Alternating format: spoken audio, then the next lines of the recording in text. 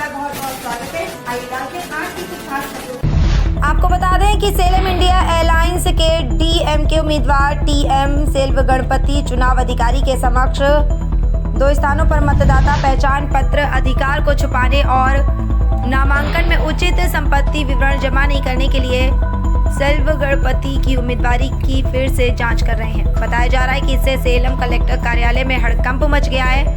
चुनाव अधिकारी मामले की जांच पड़ताल कर रहे हैं। बाला अर्जुना की खास रिपोर्ट। குற்றமுறை சரியாகும் 17 படி வந்து அவர் 2 வாக்காளர் அட்டை வச்சிருக்காரு. 2 வாக்காளர் வச்சு ஒரே கான்ஸ்டியூஷனில் வச்சிருக்கிறதும் வந்து சட்டப்படி தவறாகும். அப்படி வச்சிருந்தா செக்ஷன் 31 படி தண்டிக்கப்படக்கூடிய சட்டமாக இருக்கிறதுனால அவரோட நாமினேஷனை வந்து கேன்சல் பண்ண சொல்லி நம்ம சொல்லி வச்சோம்.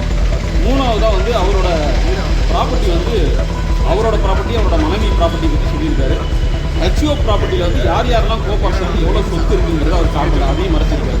அதனால் 4 வகையான குற்றச்சாட்டு அவர் மேலே வந்து அப்ஜெக்ஷனாக இருக்காங்க. மேற்கொண்டு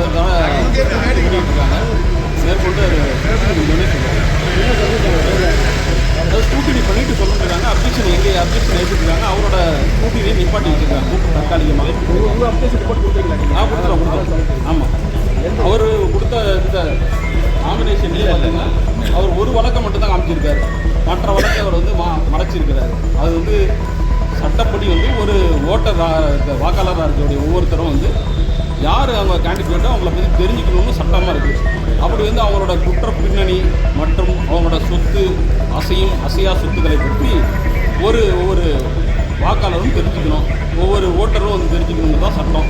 அப்படி சுப்ரீம் கோர்ட்டு மீண்டும் சொன்னதுக்கப்புறமாவும் இந்த டிக்ளரேஷன் வந்து வேண்டுமென்றே சில விஷயங்களை மறைத்து அவரை நல்லவர் போல காட்டி போட்டிருக்கனால நாங்கள் அப்ஜெக்ஷன் தெரிவிச்சிருக்கோம். அதிகாரிகள் தரப்பில் என்ன விளக்கம் சொல்லி அது வந்து ஸ்கூட்டிக்காக வச்சுருக்காங்க. தற்காலிகமாக அது ஸ்கூட்டினை பண்ணிட்டு என்ன பதில்னு சொல்கிறேன்ருக்காங்க. 1 மணி நேரமாக நிப்பாட்டி வச்சுருக்காங்க. உங்கள் பேர் வழக்கு தள்ளுபடி. நான் வந்து பிரதீப் ராஜாவுக்காக சுயேட்சை வேட்பாளருக்காக என் பேர் இளைஞர்.